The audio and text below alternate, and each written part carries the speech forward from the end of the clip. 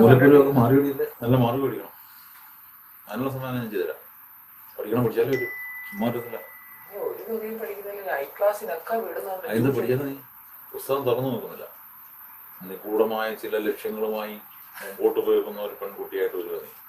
നിഗൂഢമായ ലക്ഷ്യങ്ങളൊക്കെ മനസ്സിൽ നിന്ന് കാണാം കേട്ടോ. ഞാൻ പറയാം, അതൊക്കെ ഞങ്ങൾ രഹസ്യമായിട്ട് പറയും. നമുക്ക് നല്ലൊരു ഉയർച്ചയും ഉന്നതിയും അതുപോലെ അഷ്ടൈശ്വര്യവും സമ്പൽ സമൃദ്ധിയൊക്കെ ഉള്ള ഒരു ജാതകമാണ്. അതിപ്പോഴേ നമ്മൾ പരിപോഷിപ്പിച്ചു കൊണ്ടുപോകണം. ഞാൻ വിളിച്ചതേ ഈ നമ്മുടെ സുഹൃത്തിന് ലോൺ എടുക്കാൻ വേണ്ടിയിട്ടാണ്. അന്നേരം ഈ പ്രമാണത്തിന്റെ ഒറിജിനൽ അവരെ നഷ്ടപ്പെട്ട് പകർപ്പ് വെച്ച് ലോൺ കൊടുക്കുമോ? അവർക്ക് 20 ലക്ഷം രൂപ മതി. ഇതൊക്കെ കൊണ്ട് ചിടിച്ചാണ് കൊച്ചുങ്ങളുടെ ചോരയൊക്കെ ആയിട്ടുണ്ട്. ഇതിനകത്ത് ഞാൻ നിരപരാധിയാണ്, ഇത്രയോളം പറയാം. തന്നെ കുടിക്കാതെ 20 ലക്ഷം രൂപ ആവശ്യപ്പെട്ടിട്ട് അവർ കുടിക്കുക തന്നെ. Hello, I am Mukesh Madhav. Murari, അതായത് 16 വയസ്സുകാരിയായ ഒരു 10ാം ക്ലാസ്സുകാരെ പീഡിപ്പിച്ച ഒരു പൂജാരിയാണ് ഈ മുരാരി എന്ന് പറയുന്നത്. ആ വ്യക്തി ഇപ്പോൾ ന്യായീകരിക്കാൻ വന്നിട്ടുണ്ട്. അതായത് ഈ അമ്മയും മകളും തന്നോട് 20 ലക്ഷം രൂപ ആവശ്യപ്പെട്ടു എന്നാണ് പറയുന്നത്. അതും തന്നെ കുടുക്കിയതാണെന്നും പറയുന്നുണ്ട്. ഇത് കേട്ടാൽ മതിയല്ല ഇവൻ്റെ അടിമകൾക്ക് ഒരു കച്ചിത്തിരുമ്പ് കിട്ടാൻ. അതിനുവേണ്ടി തന്നെയാണ് ഈ 20 ലക്ഷത്തിൻ്റെ കാര്യം പറയുന്നത്. ഒരുപക്ഷെ എങ്ങനെ ഈ 20 ലക്ഷത്തിൻ്റെ കാര്യം പുറത്തു വന്നു എന്നുള്ളത് എല്ലാവർക്കും ഒരു സംശയം തോന്നാം. അത് അദ്ദേഹത്തിൻ്റെ ലൈവ് എടുത്ത് നോക്കിയാൽ മനസ്സിലാവും. ഈ വ്യക്തി തന്നെ ഷൂട്ട് ചെയ്ത് വെച്ചിട്ടുണ്ട്. അതിൻ്റെ സത്യാവസ്ഥ എന്താണെന്ന് നമുക്ക് ആ വീഡിയോ കാണുമ്പോൾ തന്നെ മനസ്സിലാവും. ആ വീഡിയോ ഒന്ന് കണ്ടു നോക്കാം. പരീക്ഷ അല്ലേ?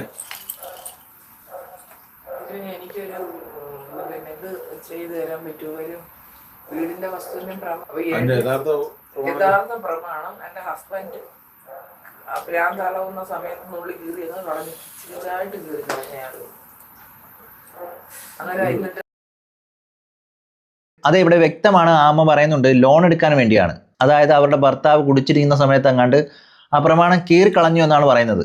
അതുകൊണ്ട് തന്നെ എങ്ങനെ ലോൺ എടുക്കണം, പ്രമാണം എങ്ങനെ കിട്ടും എന്നുള്ള കാര്യങ്ങളൊക്കെ ഈ പൂജാരിയോട് തിരക്കുവാണ്.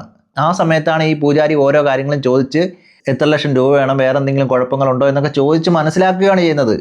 ആ മനസ്സിലാക്കിയതിൻ്റെ അടിസ്ഥാനത്തിലാണ് അദ്ദേഹം പറയുന്നത് 20 ലക്ഷം രൂപ എന്നിൽ നിന്ന് തട്ടാൻ വേണ്ടിയാണ് അവർ ശ്രമിച്ചതെന്ന്. ഇവിടെ ഈ സ്വാമി പറഞ്ഞത് കള്ളത്തരമാണെന്ന് വ്യക്തമായിട്ട് തെളിയുകയാണ്. ലോൺ എടുക്കുന്ന കാര്യവും പൈസ എത്ര വേണമെന്നുള്ള കാര്യവും എല്ലാം ഈ പൂജാരി തന്നെയാണ് ചോദിക്കുന്നത്. അവിടെയൊക്കെ ചിന്തിക്കേണ്ടത് ഈ അമ്മ എത്ര ഭയഭക്തി ബഹുമാനത്തോടാണ് ഇദ്ദേഹത്തെ കാണുന്നത്. പക്ഷേ ഇദ്ദേഹം കാണുന്നത് വേറൊരു തരത്തിലുമാണ്. അതിനെ ചൂഷണം ചെയ്യുകയാണ് ചെയ്യുന്നത്. കാരണം ഭർത്താവില്ലാത്തൊരു സ്ത്രീ, മകൻ മദ്യപാനിയാണ്, ദൂർത്തടിക്കുന്ന ആളാണ് എന്നുള്ളത് ഇദ്ദേഹം തന്നെ വരുത്തി തീർക്കുന്നുണ്ട്. അതുകൊണ്ടാണ് ഇദ്ദേഹം ചോദിക്കുന്നത് അവനെല്ലാം അടിച്ചു പൊട്ടിച്ച് കളയും എന്ന് മുൻകൂട്ടി വിധി എഴുതുന്നത്. ഒരുപക്ഷെ ചിലവാക്കിയിട്ടുണ്ടായിരിക്കാം എന്ന് കരുതി എല്ലായ്പ്പോഴും അങ്ങനെ ആവണമെന്നില്ലല്ലോ. ഇവിടെ ഈ അവരുടെ അവസ്ഥയാണ് അദ്ദേഹം ചൂഷണം ചെയ്യുന്നത്. കാരണം സഹായിക്കാം എന്ന രീതിയിലാണ് അവരെ വിശ്വസിപ്പിക്കുന്നത്. അതാണ് ഈ പൂജാരികളുടെ എല്ലാം മെയിനായിട്ടുള്ള ലക്ഷ്യവും. ഇവിടെ ആരെങ്കിലും നല്ല ആധാരം എടുത്തുകാരുണ്ട്, അവരെ പോയി കാണും. കണ്ടിട്ട് ഇതിന്റെ പറ്റിയൊക്കെ ഉണ്ടല്ലോ, പകർപ്പെടുത്തു തരാൻ പറഞ്ഞു. പകർപ്പിന് ഓൺലൈനിൽ കൊടുക്കാൻ പറഞ്ഞ് കൊടുത്തേക്കുന്നു. നാളെ മറ്റന്നാളെ കിട്ടും രജിസ്റ്റേർഡ് പകർപ്പ്. അത് മേടിച്ചിട്ട് എന്തോ ചെയ്യാനൊക്കെ എവിടെ കൊണ്ട് എങ്ങനെ വെക്കണം എന്നുള്ളത് അത് മേടിച്ചാൽ മതി. നമുക്ക് ആവശ്യത്തിനുള്ള കാര്യത്തിന് അത് മതി. ക്രയത്തിന് ലോണിന്റെ കാര്യത്തിന് കിട്ടുമോന്ന് അറിയാൻ വയ്യ. ലോൺ കിട്ടുമോ എന്ന് വെച്ചാൽ ലോൺ എടുത്ത് അത് വീടിനിറങ്ങിയ വീടും വസ്തുവും കൊടുക്കണ്ട ഇതുപോലുള്ള അടക്കത്തൊന്നുമില്ല. അവ ഇത് ഈ പകർപ്പ് വെച്ച് ലോൺ കിട്ടുമോ? ഇവിടെയൊക്കെയാണ് ഈ പൂജാരിമാരുടെ ശക്തി മനസ്സിലാവുന്നത്. പകർപ്പ് വെച്ച് ലോൺ കിട്ടുമോ? ചിന്തിക്കുക. അല്ല, ഇവർക്ക് ജ്ഞാനദൃഷ്ടിയൊക്കെ ഉള്ളതല്ലേ, എല്ലാ കാര്യങ്ങളും അറിയാൻ കഴിവുള്ളവരല്ലേ, എന്തൊക്കെ നടക്കുമെന്നും അറിയാൻ കഴിവുള്ള വ്യക്തികളല്ലേ. പിന്നെന്തിനാണ് എല്ലാ കാര്യങ്ങളും അങ്ങോട്ട് ചോദിക്കുന്നത്? ഇവർക്ക് ആ കബഡി നേരത്തെ ഒന്ന് പറഞ്ഞാൽ പോരെ. പക്ഷെ അങ്ങനെ ചെയ്യത്തില്ല. എല്ലാം ഈ അമ്മയുടെ നിന്ന് ചോർത്തിയെടുക്കുകയാണ് ചെയ്യുന്നത്. അവിടെയൊക്കെ വീട്ടിലുള്ള എല്ലാ കാര്യങ്ങളും, ഉപ്പ് തൊട്ട് കർപ്പൂരം വരെയുള്ള കാര്യങ്ങളും വള്ളി പുള്ളി തെറ്റാതെ ഈ അമ്മ പറഞ്ഞു കൊടുക്കുന്നു. ഇത് ഈ അമ്മയെ മാത്രം കുറ്റപ്പെടുത്തുകയല്ല, നമ്മുടെ ഇടയിൽ തന്നെയുള്ള പല അമ്മമാരും ഇങ്ങനെയൊക്കെ തന്നെയാണ്. അതുകൊണ്ട് ഈ അമ്മയെ മാത്രം ഒറ്റപ്പെടുത്തേണ്ട ആവശ്യമില്ല. ചിലപ്പോൾ ഈ വീഡിയോ കാണുന്ന പലരും അങ്ങനെയൊക്കെയുള്ളവരാണ്. അവരൊക്കെ ഒന്ന് ശ്രദ്ധിച്ചാൽ നല്ലത്. അതിനുവേണ്ടി മാത്രം പറയുകയാണ്. നിങ്ങൾ ആലോചിക്കേണ്ടത് നിങ്ങളുടെ ഭാവിയെക്കുറിച്ച് പറയാൻ അങ്ങേർക്ക് കഴിവുണ്ടെങ്കിൽ നിങ്ങൾ ഒരു കാര്യവും പറഞ്ഞു കൊടുക്കേണ്ട ആവശ്യമില്ല. അയാളെല്ലാം ഇങ്ങോട്ട് പറഞ്ഞോളൂ. കാരണം നമ്മളെപ്പോലുള്ള ഒരു വ്യക്തി തന്നെയാണ് ആ പൂജാരിയും. അത് ഓർക്കുക. അല്ലാതെ നമ്മൾ അവരുടെ കാര്യം നോക്കിക്കഴിഞ്ഞാൽ മാസം തോറും വരുന്ന ശമ്പളത്തിൽ നിന്ന് നമുക്ക് ഓരോരുത്തരുടെയും കയ്യിൽ നമ്മൾ പലിശയൊക്കെ എടുത്താൽ പലിശ മാത്രം തന്നെ അങ്ങനെ പോകുന്നു. പിന്നെ ഇവന്റെ EMI ഇട്ടത് സാധനങ്ങളും എല്ലാം അടച്ചു വരുമ്പോൾ ഈ ശമ്പളത്തിനകത്ത് നിൽക്കുന്നില്ല. ഇതല്ലാതെ ഒരൊറ്റ മാർഗമായിട്ട് വേറൊന്നും ഇല്ല. ഈ ലോണിന്റെ കാര്യം ഇത്രയും പൈസ അടഞ്ഞു പോകും. അന്നേരം അടഞ്ഞു പോകും. എത്രയുണ്ട് സാലറി? 56 രൂപയുടെ അവന് പിടുത്തം കഴിഞ്ഞ എത്ര കിട്ടും? അവന് കൈ കിട്ടുന്നത് 56. അങ്ങനെ അടഞ്ഞു പോകും. 30 രൂപയ്ക്കകത്ത് അടവ് വരും. അതെ, 56,000 രൂപ ശമ്പളമുള്ള ഒരു വ്യക്തിയാണ്. അവന് 20 ലക്ഷം ലോൺ എടുക്കാനാണ് പാട്. അവിടെയാണ് ഈ പൂജാരി പറയുന്നത് 20 ലക്ഷം തട്ടാൻ വേണ്ടി ഇവർ ശ്രമിച്ചു എന്ന്. ഇതൊക്കെ എത്രമാത്രം കള്ളത്തരമാണെന്ന് ഇവിടെ തന്നെ തെളിയുകയാണ്. കാരണം ആ അമ്മ പൂജാരി എന്തൊക്കെ ചോദിക്കുന്നു അതിനെല്ലാം ആൻസർ പറയുകയാണ്. അങ്ങനെയാണ് ഈ 20 ലക്ഷത്തിൻ്റെ കാര്യവും ലോണിൻ്റെ കാര്യമൊക്കെ പുറത്തു വരുന്നത്. അതെല്ലാം മനസ്സിൽ കരുതി ആ പെണ്ണിനെ പീഡിപ്പിക്കാൻ ശ്രമിച്ചിട്ട് 20 ലക്ഷം തട്ടാൻ വേണ്ടി വന്നതാണ് എന്ന് പറയുന്ന ആ ബുദ്ധി അത് ആര് പറഞ്ഞു കൊടുത്തതായിരിക്കണം? അത് വക്കീൽ പറഞ്ഞു കൊടുത്തതായിരിക്കണം, അല്ലാതെ വേറെ ആരുമല്ല. കാരണം ഒരു ദിവസം ഇദ്ദേഹത്തിന് ഒളിച്ചു താമസിക്കാൻ ഒരിടം കിട്ടിയിരുന്നു. അവിടെ വെച്ച് തയ്യാറാക്കിയൊരു കഥയായിരിക്കും. പക്ഷേ ഈ വീഡിയോ കാണുന്നവർക്ക് മനസ്സിലാവും ഇത് ഇദ്ദേഹം തനിയെ ഉണ്ടാക്കിയെടുത്ത കഥയാണെന്ന്. അതും ആലോചിക്കേണ്ടത് അവർ ആ വീടും വസ്തുവും വിൽക്കാനിരുന്നതാ. അപ്പോഴും ഇദ്ദേഹമാണ് പറയുന്നത് ആ വീടും വസ്തുവും വിൽക്കണ്ട എന്ന്. അതിൻ്റെ പുറത്താണ് ആ അമ്മ കേൾക്കുന്നത്. ഇങ്ങനെയുള്ളവന്മാരെയൊക്കെ പറയുന്നത് കേട്ടുകൊണ്ടിരുന്നു കഴിഞ്ഞാൽ ഇങ്ങനെയൊക്കെ സംഭവിക്കും എന്നുള്ളതാണ് ഇതിൻ്റെ ഒരു വാസ്തവം. ഇങ്ങനെയൊക്കെ സംഭവിക്കത്തുള്ളൂ. സർട്ടിഫിക്കറ്റ് വെക്കണം. സാലറി സർട്ടിഫിക്കറ്റ് ഇതൊക്കെ കുറവായിരിക്കുവേ. ക്രെഡിറ്റ് സ്കോറൊക്കെ കുറവായിരിക്കും. ഇവന്റെ എല്ലാം പെൻഡിങ് കിടക്കുന്ന കാരണം സ്കോർ വേണം.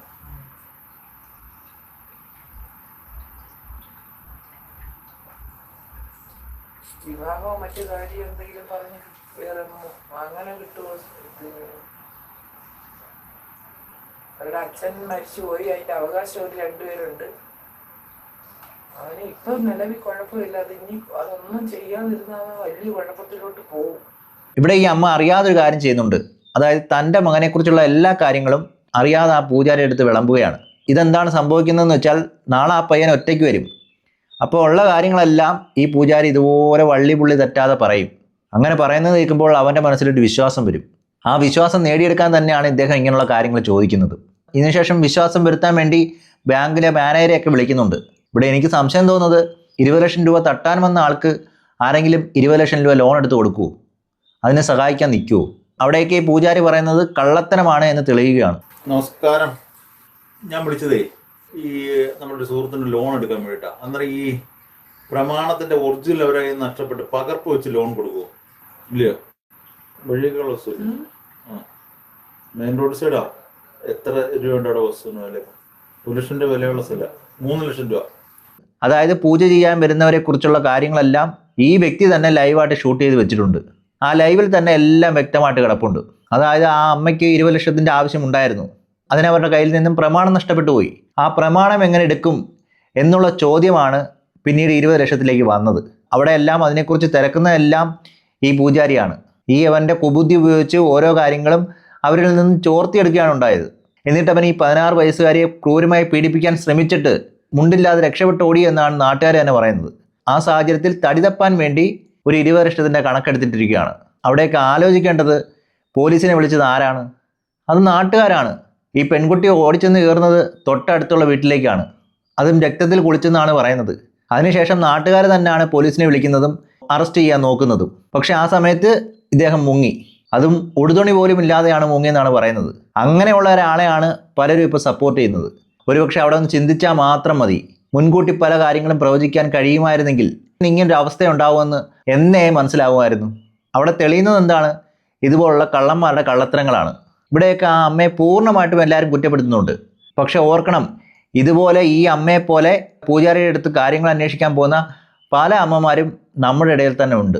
അങ്ങനെയുള്ളപ്പോൾ അവരെയാണ് ആദ്യം നിയന്ത്രിക്കേണ്ടത്. ഇങ്ങനെയുള്ള അന്ധവിശ്വാസങ്ങളെ മാറ്റിയെടുക്കുകയാണ് വേണ്ടത്. അത് ചിലപ്പം ചിലർ പറയും ദൈവം നിന്നേന്നൊക്കെ പറയും. അങ്ങനെ ഒരു ദൈവവും ആർക്കും ഒരു അനുഗ്രഹവും കൊടുത്തിട്ടില്ല എന്നുള്ളതാണ് ആദ്യം ചിന്തിക്കേണ്ടത്. ആ ഒരു ചിന്ത ഉണ്ടായിരുന്നെങ്കിൽ ഈ 16 വയസ്സായ കുട്ടിക്ക് ഇങ്ങനെ സംഭവിക്കത്തില്ലായിരുന്നു. വിലയുള്ള സ്ഥല. എത്ര സെന്റ്? 15 സെന്റ്. 2 നില വീട്. 2 നില വീട്. മൈനറും കാര്യങ്ങളൊന്നുമില്ല. കൊച്ചു അവളുണ്ട്. നിങ്ങൾക്ക് എത്ര 16 വയസ്സോ? മൈനറുണ്ട്. ഒരാൾ മൈനറാണ്. അവർക്ക് അച്ഛൻ്റെ വീട്ടിലുള്ള സ്ഥലമായിരുന്നു. അച്ഛൻ്റെയും വൈഫിൻ്റെയും കൂടെ പേരിൽ എഴുതി മേടിച്ച.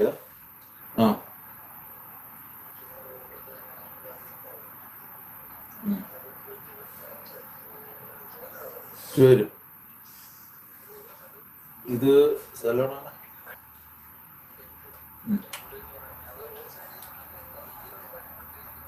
റോഡല്ല, മെയിൻ റോഡുകൾ പോലെ വന്നിട്ട് അകത്തോട്ട്.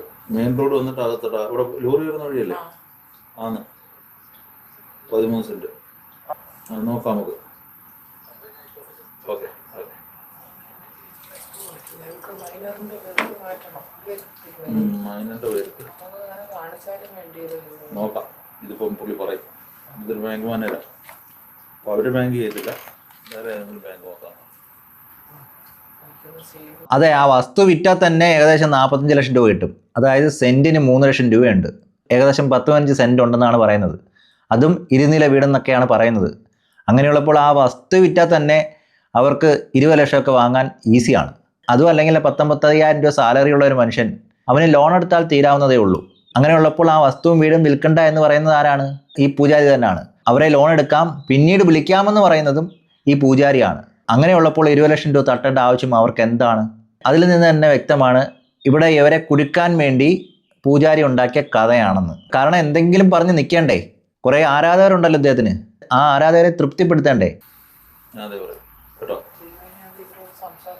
അത് നമുക്ക് ചെയ്യാം. അവർ വിട്ടെ പുള്ളിനെ വിളിക്കുമ്പോൾ അല്ലേ അവർ ആ ബാങ്കിൽ നാൾ വരും. അന്നേരം നിങ്ങളുടെ നമ്പർ കൊടുക്കാൻ ഞാൻ. വീടും വസ്തുവൊക്കെ പല ബാങ്കിൽ വന്ന് കണ്ട് എല്ലാം വിളിക്കണം. പക്ഷെ സംഭവം പ്രമാണം കാണിക്കുമ്പോഴേക്കും അവിടെ വിഷയം വരുന്നത്. ഇവർക്ക് നമുക്ക് കഴിയുന്ന മനുഷ്യൊന്നും അടിക്കണ്ടേ? വരുന്ന നമ്പരെ നോക്കിക്കാം. പുള്ളി വിളിക്കട്ടെ. പുള്ളി ഏതായിരുന്നെങ്കിലും സഹായത്തിൽ ചെയ്തു തരാൻ പറ്റുന്ന ഇതിന്ന് രക്ഷിച്ചില്ലെങ്കിൽ പിന്നെ കടയുടെ കാര്യം, പശുവിന്റെ കാര്യം ഇവർക്ക് ഇതാണ്ട് ചെയ്യണമെന്ന് തിരുമേനി പറഞ്ഞാൽ അല്ല, അത് ഇന്നാ ഞാൻ വിളിച്ചോണ്ടോന്നും ക്ലാസ് ഒന്നും ഇല്ല. ഇതെല്ലാം കഴിഞ്ഞിട്ട് ഇവർക്ക് ഇതാണ്ട് ചെയ്യണമെന്ന് തിരുമേനി പറഞ്ഞാൽ അല്ല, അത് ഇന്നാ ഞാൻ വിളിച്ചോണ്ടോന്നും ക്ലാസ് ഒന്നും ഇല്ല. ഇതെല്ലാം കഴിഞ്ഞിട്ട് ഒരുപക്ഷെ ഇതുപോലുള്ള അമ്മമാർ കുറേ പേര് കാണും.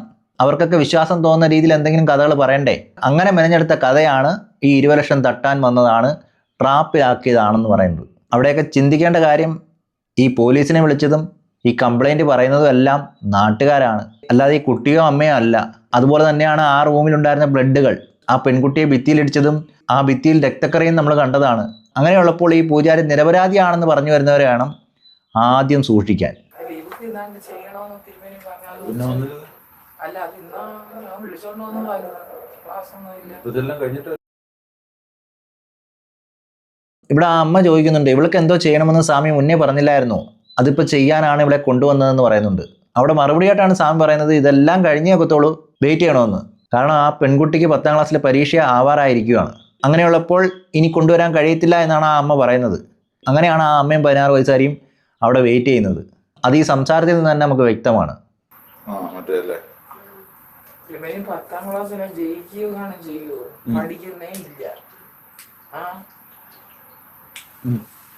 പഠിക്കാതെ ജയിക്കും. ഇവിടെ ഈ അമ്മ മാളെ കുറിച്ച് അങ്ങ് പറയുവാണ്, പഠിക്കുന്നേ ഇല്ല, ഇവള് പഠിക്കാതെ ജയിക്കുമോ? അതിനുശേഷമാണ് തിരുമേനി കബഡി നിരത്തി പറയുന്നത് ഈ കുട്ടി പഠിക്കുന്നില്ല എന്ന്. അതുപോലെ തന്നെ, അതായത് എല്ലാം പറഞ്ഞു കൊടുക്കുന്നത് വീട്ടിലുള്ളവർ തന്നെയാണ്. അതായത് ആ അമ്മയാണ് പറഞ്ഞു കൊടുക്കുന്നത്. ഇത് ഈ അമ്മയെ മാത്രം പറയുകയല്ല, പല അമ്മമാരും അങ്ങനെയൊക്കെ തന്നെയാണ്. അവരൊക്കെ മക്കൾക്ക് എന്തെങ്കിലും ദ്രോഹം ചെയ്യണമെന്ന് വിചാരിച്ച് ചെയ്യുന്നതല്ല, അവിടെയൊക്കെ അറിവില്ലായ്മ കൊണ്ട് പറ്റിപ്പോകുന്നതാണ്. ഇങ്ങനെയുള്ള പൂജാരിമാരെ വിശ്വസിച്ച് അവർ പറയുന്നതിനെല്ലാം തുള്ളാൻ നിൽക്കുന്നവരാണ്. കാരണം ഇവർ വിചാരിച്ചിരിക്കുന്നത് അവർക്ക് ഏതോ ശക്തിയുള്ളവരാണ്, അവർ പറയുന്നത് പോലെ എല്ലാം നടക്കും എന്ന മട്ടിലാണ് ഈ പല അമ്മമാരും വിചാരിക്കുന്നത്. അതുകൊണ്ട് തന്നെയാണ് പല പിള്ളേരെയും ഇതുപോലെ ഫോഴ്സ് ചെയ്ത് കൊണ്ടുപോകുന്നത്. അങ്ങനെ ഫോഴ്സ് ചെയ്ത് കൊണ്ടുവന്നതായിരിക്കാം, പക്ഷേ ഇങ്ങനെ നടക്കുമെന്ന് ആ അമ്മയും വിചാരിച്ച് കാണത്തില്ല. അതുകൊണ്ട് തന്നെ അമ്മയെ പൂർണ്ണമായിട്ട് അങ്ങ് കുറ്റപ്പെടുത്തുന്നതും അങ്ങ് ഒഴിവാക്കുക. പുസ്തകം തുറന്നു നോക്കുന്നില്ല. നിഗൂഢമായ ചില നിഗൂഢമായ ലക്ഷ്യങ്ങളൊക്കെ മനസ്സിൽ കളയണം കേട്ടോ. വല്ല പ്രേമമില്ല ഞാൻ പറയാം, അതൊക്കെ ഞങ്ങൾ രഹസ്യമായിട്ട് പറയും. അതെ, പ്രേമം രഹസ്യമായിട്ട് പറയാം. രഹസ്യമായിട്ട് എവിടെ കൊണ്ടുപോയി പറയാം? ഇങ്ങനെയൊക്കെയാണ് ഓരോ കാര്യങ്ങളും മനസ്സിൽ വെച്ച് ഒറ്റയ്ക്ക് നിർത്തി പറഞ്ഞ് പ്രേരിപ്പിക്കാൻ ഇടയാക്കുന്നത്. ഒരു 16 വയസ്സുകാരി ഇതെല്ലാം വിശ്വസിച്ച് പോവും. കാരണം അമ്മയല്ലേ പറയുന്നത്, അമ്മയല്ലേ വന്നത്, അമ്മ വിശ്വസിക്കുന്നു, അതുകൊണ്ട് ഞാനും വിശ്വസിക്കും എന്നുള്ള രീതിയിൽ തന്നെ ആ കുട്ടിയും വിശ്വസിക്കും. ഇതൊരു തരത്തിൽ പറയുകയാണെങ്കിൽ ഇവരെ മാത്രം കുറ്റപ്പെടുത്തിയിട്ട് കാര്യമില്ല. ഇതുപോലുള്ള പൂജാരിമാരൊക്കെ എവിടെയൊക്കെ ഉണ്ട്, അവർക്ക് ശക്തി ഉണ്ട് എന്ന് പറഞ്ഞിരിക്കുന്നവരെല്ലാം ഒന്ന് ശ്രദ്ധിക്കേണ്ടതാണ്. ഇദ്ദേഹം ഇതുപോലെ എന്തൊക്കെ കാര്യങ്ങൾ ചെയ്തിട്ടുണ്ടെന്ന് ആർക്കും അറിയത്തില്ല. കാരണം ഇത് നാട്ടുകാരാണ് പോലീസിനെ വിളിച്ചത്. അതുകൊണ്ട് തന്നെ പല കേസുകളും ഇതുപോലെ മുങ്ങിയിരിപ്പുണ്ടെന്നും ഓർക്കേണ്ടതാണ്. ടെൻഷനൊന്നും കാര്യമില്ല. മാർക്കൊക്കെ ഉണ്ട്. ഇവരുടെ പഠിത്തവും കാര്യങ്ങളും മൂലക്കുരുവൊക്കെ മാറിയില്ലേ? ഫിസ്റ്റുലല്ലേ? ഫിസ്റ്റുല എന്നാണ് പറയാം. അത് രാണി പോലൊരു സാധനം. അതെ, അവിടെ മൂലക്കുരുവിൻ്റെ കാര്യമൊക്കെ അന്വേഷിക്കേണ്ട കാര്യമുണ്ടോ എന്ന് ചോദിച്ചു കഴിഞ്ഞാൽ അതിൻ്റെയൊക്കെ ആവശ്യമില്ല. എന്താണ് പ്രതിവിധി എന്നങ്ങ് പറഞ്ഞാൽ പോരെ. മൂലക്കുരുവിൻ്റെ കാര്യം അന്വേഷിക്കുന്നു. ഇവിടേക്ക് ഇദ്ദേഹത്തിൻ്റെ യഥാർത്ഥ രൂപം എന്താണ് ഇദ്ദേഹത്തിൻ്റെ മനസ്സിലിരിക്കുന്നതെന്നൊക്കെ പുറത്തു വരുന്നൊരു സന്ദർഭമാണത്. എന്തുകൊണ്ട് വിശേഷം? വെക്കണം. നിർത്തി പരിപാടി. മറ്റേ ഇവന് 10ാം ക്ലാസ്സിലും ജയിക്കുകയാണ് ചെയ്യുമോ? പഠിക്കുന്നേ ഇല്ല. അവന് പെണ്ണ് അന്വേഷിക്കുക, അവന് സ്കൂളിൽ പഠിക്കുന്ന പിള്ളേര് 10-16 വയസ്സുള്ള പിള്ളേരെയാണ് ഇയാൾ ചമ്മന്താലേക്ക്. അവൻ 10-16 വയസ്സുള്ള പെൺകുട്ടിയെ ആലോചിച്ചു എന്നുള്ള കാര്യം ശരിയാണ്. പക്ഷേ ഇദ്ദേഹം ചെയ്ത പരിപാടി എന്താണ്? 16 വയസ്സുകാരിയായ ഒരു പെൺകുട്ടിയെ പീഡിപ്പിക്കാൻ ശ്രമിച്ചു. അതിലൊരു തെറ്റുമില്ല. ആ പയ്യൻ ചെയ്തതാണ് തെറ്റെന്നാണ് പറയുന്നത്. അവൻ കല്യാണം കഴിക്കാൻ വേണ്ടിയാണ് ആലോചിച്ചത്. അത് ചിലപ്പോൾ പ്രായപൂർത്തിയാവുമ്പം കല്യാണം കഴിക്കുമായിരിക്കും. പക്ഷേ ഈ അമ്മാവൻ എന്താണ് കാണിച്ചത്? എല്ലാവരെയും മാറ്റി നിർത്തിയിട്ട് രാത്രി പൂജയുടെ പേരിൽ നിന്ന് പറഞ്ഞ് പീഡനമാണ് നടത്തിയിരിക്കുന്നത്. എന്നിട്ട് ആ ചെറുക്കനെ കുറ്റം പറയുന്നു. ഇതാണ് ഇവിടെ നടന്നു വരുന്നത്. നീ പറഞ്ഞാൽ നീ ബ്രോക്കറല്ലെന്ന് പറഞ്ഞാൽ നീ ബ്രോക്കർ. അവനെങ്ങനെയെങ്കിലും ഈ കടത്തിൽ നിന്നൊക്കെ ഒന്ന് മിക്കയായിരിക്കും കല്യാണം കഴിക്കണം. ഇവനെ എങ്ങനെയെങ്കിലും ഒന്ന് നേരെയാക്കി എടുത്തിട്ട് എനിക്ക് അവനെ കൊണ്ട് ഒരു സ്വസ്ഥതയില്ല സത്യം പറഞ്ഞു.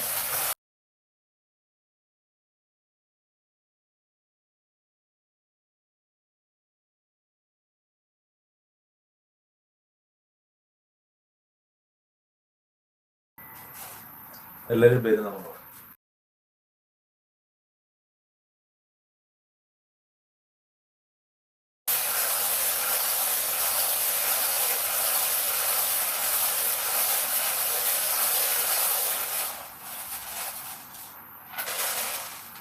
ഇപ്പോൾ നിലവിൽ കുഴപ്പമൊന്നുമില്ല.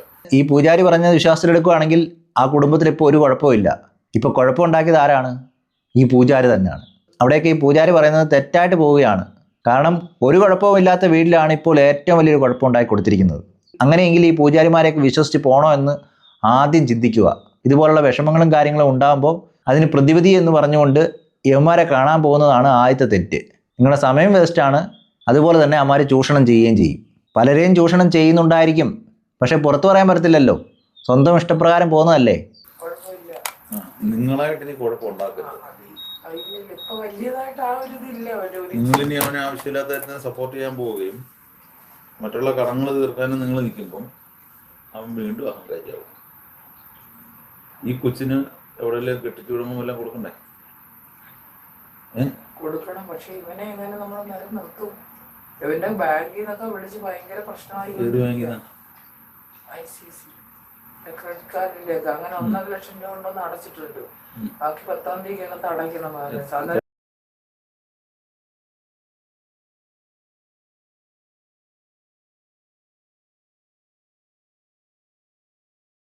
ക്രെഡിറ്റ് കാർഡിൽ നിന്നൊക്കെ എത്ര എന്നാലും ഒരു ഫോൺ എടുത്ത്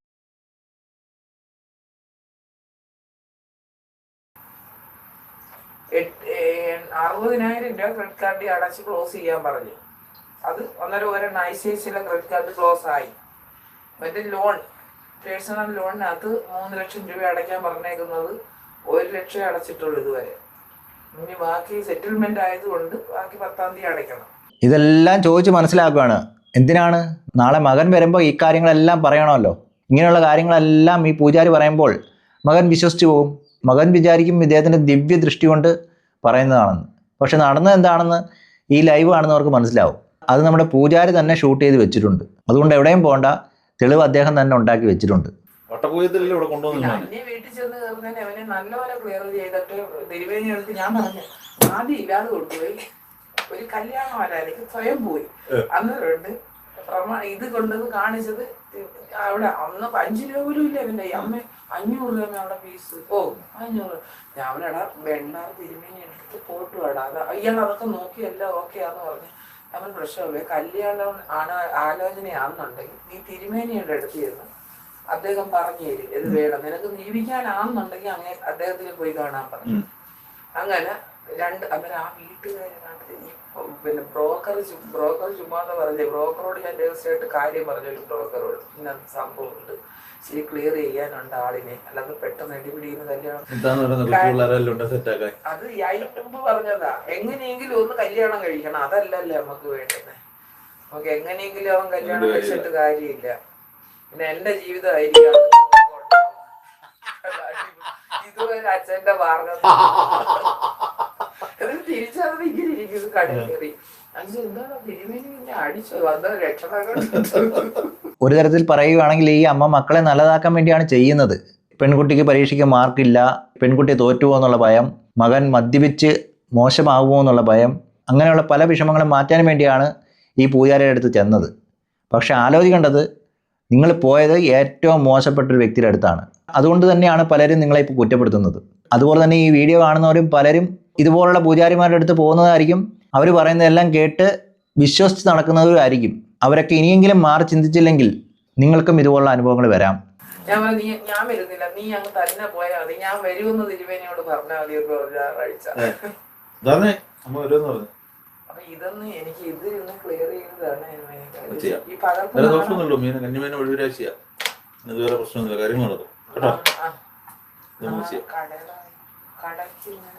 കടയില്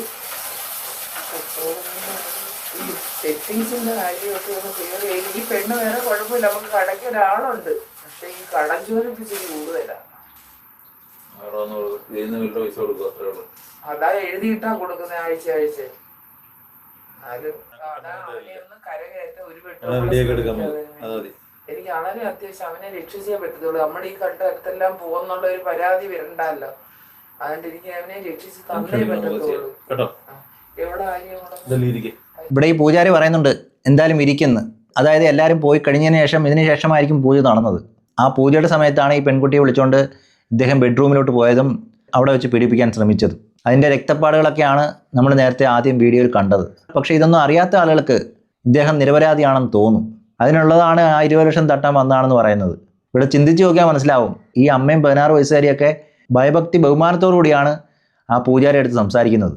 അങ്ങനെയുള്ള ഒരാളുടെ അടുത്ത് ഭീഷണിപ്പെടുത്താൻ ചെല്ലുമോ? അതൊന്ന് ചിന്തിച്ചാൽ മാത്രം മതി.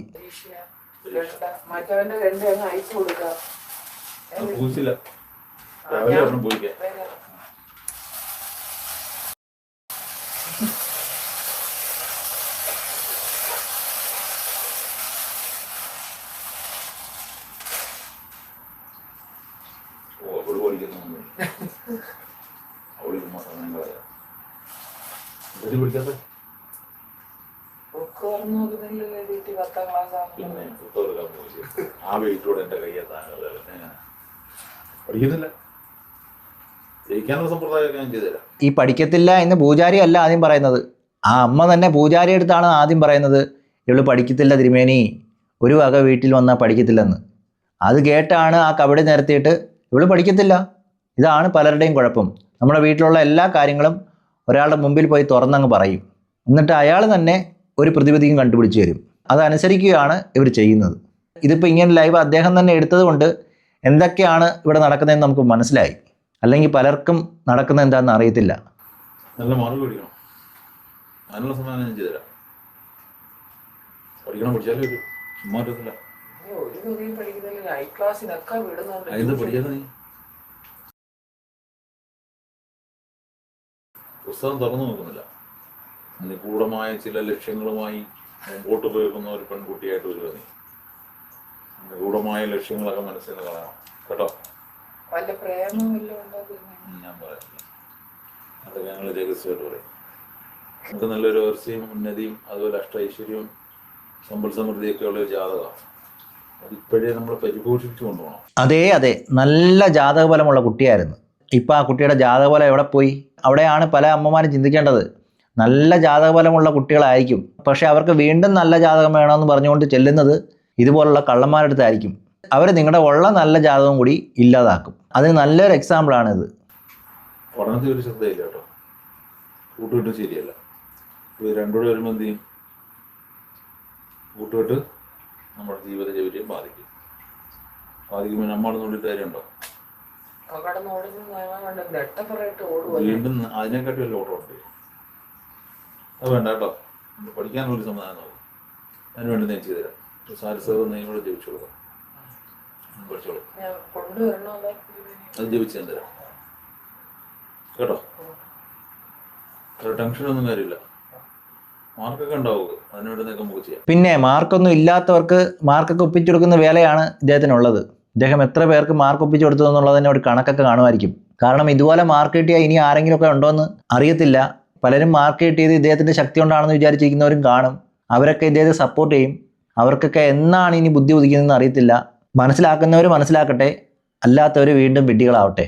അത്ര തന്നെ പറയാൻ കഴിയത്തുള്ളൂ. ജിമ്മിനെ അവൻ ഒരു കണക്കിന് അവൻ അങ്ങനെ ആയത് കുഞ്ഞു പ്രായത്തില് അച്ഛനിൽ നിന്നുള്ള വീട്ടിൽ അങ്ങനെ ഒരു അവര് ഉത്തരവാദിത്വം വിചാരിച്ച നമ്മളൊരു വീടാകുമ്പോൾ അതിനൊരു താത്വികതയും ഉത്തരവാദിത്വം ഇല്ലെങ്കിൽ അവിടെ വരുന്നതായ ചില കുഞ്ഞുങ്ങളത് പിഴവുകളാണ്. കണ്ടല്ലേ വളരുന്നത്. ഇവിടെ ഒരുപാട് സ്വാതന്ത്ര്യത്തിലായപ്പോ വളരുന്നത്. അങ്ങോട്ട് പോകണമെങ്കിലും പോകാനോ എടുക്കാനോ. മറ്റേതെന്ന് വെച്ചാൽ ജയിലായിരുന്നു തിരുവേനി 14 കൊല്ലം ഞാൻ ജയിലിലായിരുന്നു. അല്ല 24 കൊല്ലം ഞാൻ ജയിലിലായിരുന്നു.